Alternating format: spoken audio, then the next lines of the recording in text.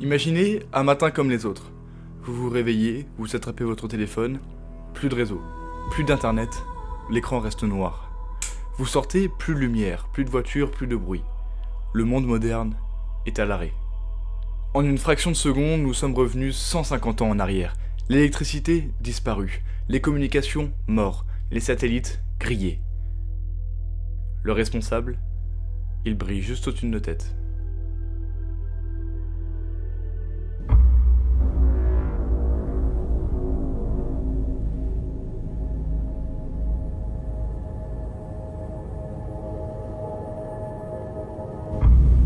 Ce phénomène s'appelle une super éruption solaire. Et la dernière fois que ça s'est produit, nous n'étions pas prêts. La prochaine, elle pourrait tout changer. Mais qu'est-ce qu'une éruption solaire exactement? Que se passe-t-il là-haut sur notre étoile pour qu'une simple bouffée de plasma puisse mettre à genoux toute une civilisation? Pour comprendre le danger, il faut d'abord comprendre le moteur de ce chaos, notre Soleil. Le Soleil n'est pas une boule de feu calme et constante, c'est une gigantesque centrale nucléaire naturelle en perpétuelle agitation. À sa surface, des champs magnétiques colossaux s'entortillent, se contractent et parfois se brisent. Quand cette tension devient trop forte, le Soleil libère une immense quantité d'énergie sous forme d'éruptions solaires. Alors, il ne faut pas confondre les éruptions solaires, comme celle-ci, capturées par une sonde de la NASA en 2021, avec les taches solaires. Ces dernières sont des zones qui apparaissent plus sombres sur l'étoile, car elles sont plus froides que le reste de la surface solaire. Ici aussi, il y a un lien avec le champ magnétique. Les taches solaires se forment là où les champs sont très puissants, tellement qu'ils empêchent en partie la chaleur du Soleil d'atteindre sa surface. Revenons-en aux éruptions solaires, qui peuvent parfois être accompagnées d'un phénomène bien plus dangereux, les éjections de masse coronale. Selon l'Observatoire de Paris, ces éjections de masse coronale sont des sortes de nuages magnétisés qui se propagent dans le milieu interplanétaire à des vitesses allant jusqu'à 2000 km/s.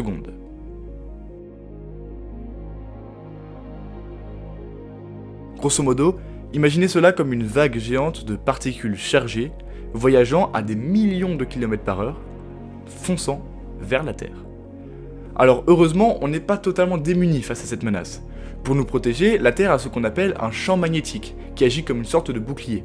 En entrant en collision avec notre champ magnétique, les particules chargées sont déviées vers les pôles, là où le bouclier terrestre est le plus faible. Elles descendent alors dans la haute atmosphère, et entrent en collision avec les atomes d'oxygène et d'azote. Ces collisions libèrent de l'énergie, sous forme de lumière.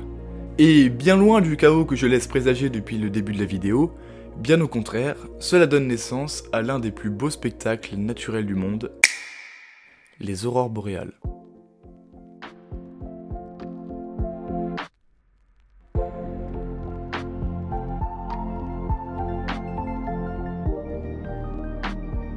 Attendez. Il peut arriver que la vague d'énergie venant du Soleil soit plus forte que prévu. Trop forte. Le bouclier peut alors être totalement débordé. Et c'est là que tout peut basculer. La dernière fois que c'est arrivé et que cela a été recensé, c'était en 1859. Du nom de l'événement de Carrington, il s'agit de la plus grande tempête solaire connue de l'humanité. La tempête se déroula en deux phases, correspondant à deux éruptions solaires de grande ampleur. La première atteignit la Terre dans la soirée du 28 août 1859. La bouffée de plasma solaire a alors très fortement comprimé la magnétosphère terrestre, la faisant passer de 60 000 km à quelques milliers, voire quelques centaines de kilomètres. Le champ magnétique de la Terre s'est brusquement intensifié, tout en fluctuant fortement, produisant ce qu'on appelle un orage magnétique. Mécaniquement, beaucoup plus de particules énergétiques ont atteint les sommets de l'atmosphère terrestre, ce qui provoqua des aurores boréales très lumineuses et très spectaculaires, visibles jusque dans la mer des Caraïbes, où de nombreux équipages de bateaux notèrent la couleur inhabituelle du ciel. La seconde phase débuta quelques jours plus tard, le 1er septembre. L'astronome anglais Richard Carrington, alors en train d'observer le Soleil, remarqua un ensemble de taches solaires anormalement grandes. Ces taches étaient apparues plusieurs jours auparavant et étaient tellement grandes qu'elles étaient aisément visibles à l'œil nu. À 11h18, il nota un éclair très intense en provenance de ce groupe de taches, éclair qui dura moins de 10 minutes et qui correspondait au début d'une nouvelle éruption solaire extrêmement violente. L'éruption produit une immense vague qui atteignit la Terre en pas moins de 17 heures, alors que d'ordinaire, le temps de trajet pour ce genre de colère solaire est plutôt de 60 heures. Sa brièveté est une conséquence de la première éruption solaire, dont le vent avait déjà durablement nettoyé l'espace interstellaire entre la Terre. Cela produisit des aurores boréales encore plus spectaculaires qu'elles ne l'étaient auparavant. En effet, des témoignages expliquent qu'il était possible de lire un journal en pleine nuit grâce à la lumière aurorale jusqu'aux latitudes du Panama. Et ses conséquences furent bien plus lourdes. L'intensité de cet orage solaire a eu des effets sans précédent sur la technologie de l'époque. Les systèmes de télégraphie, qui étaient la clé de voûte de la communication intercontinentale, ont subi des pannes massives. Aussi, de nombreux cas de télégraphistes victimes de violentes décharges électriques furent rapportés, ainsi que plusieurs incendies de stations télégraphiques. Cet événement est donc idéal pour illustrer les capacités autant spectaculaires que destructrices des colères du soleil, dans une société qui, je le rappelle, ne connaît toujours pas l'ampoule électrique. Les conséquences d'une même tempête aujourd'hui seraient donc bien plus démesurées. Bien que d'une ampleur inédite, cet événement n'est pas un cas isolé. Rare, certes, mais il peut se reproduire n'importe quand. D'après certaines observations, ce type d'événement serait susceptible de se reproduire avec une telle violence une fois tous les 150 ans. Pour rappel, l'événement de Carrington s'est produit en 1859. Je vous laisse faire le calcul. Alors imaginez maintenant, nous sommes le 23 janvier 2025, sans prévenir, le Soleil émet une éruption 10 fois plus puissante que celle de Carrington. Quels en seraient les effets? Tout d'abord, il y aurait des pannes en chaîne de nombreux satellites, et donc du GPS. Les particules solaires à haute énergie traversent l'atmosphère et frappent les satellites en orbite. Ils peuvent être grillés, désorientés ou perdre leur connexion. Des avions perdent leurs repères, des cargos ne savent plus où ils sont, et même nos prévisions météo deviennent aveugles. Ensuite, il y aurait un blackout massif du réseau électrique. En effet, les lignes à haute tension agissent comme des antennes géantes, captant des perturbations du champ magnétique terrestre. Ainsi, des courants induits anormaux s'infiltrent dans les transformateurs, les surchauffent et les font griller. En quelques heures, des millions de personnes plongées dans le noir. Plus d'ascenseurs, plus de chauffage, plus d'eau courante. La nuit tombe et le monde moderne s'éteint. Et énormément de choses dépendent de l'électricité et des réseaux. Tout d'abord, les systèmes bancaires. En moins de 24 heures, plus de paiement, plus de cartes bancaires, plus de bourse.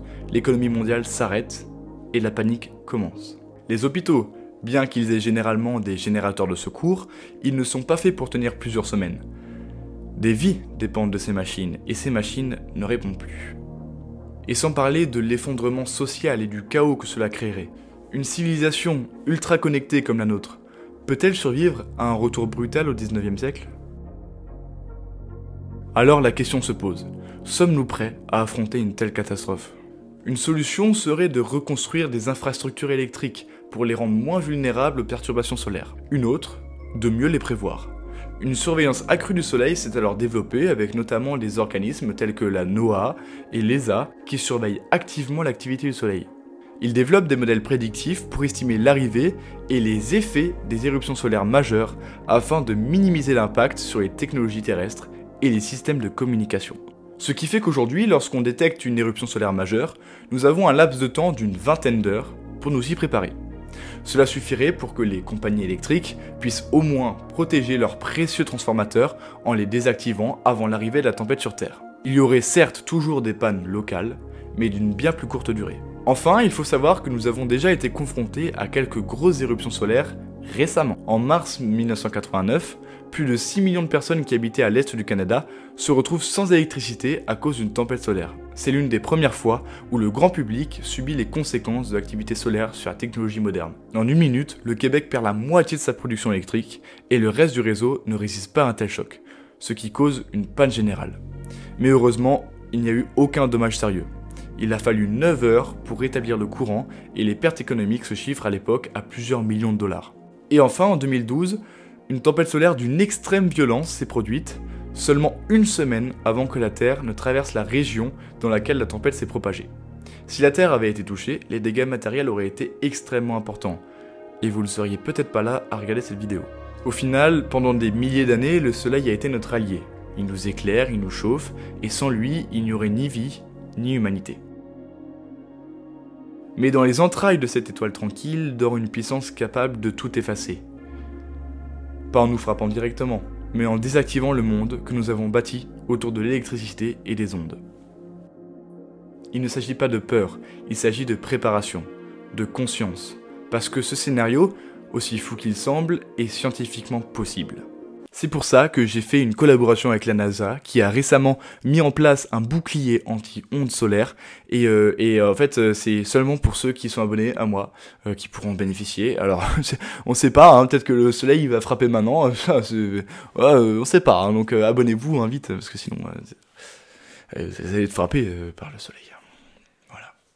Voilà, j'espère que cette vidéo vous aura plu, j'espère que je vous ai appris quelque chose, si c'est le cas n'hésitez pas à me le faire savoir en commentaire, et à liker cette vidéo. Voilà, je vous souhaite à tous une bonne fin de journée, on se retrouve très bientôt pour une prochaine vidéo je l'espère, hein. Je vais essayer de travailler un peu plus et d'être un peu plus régulier sur cette chaîne YouTube.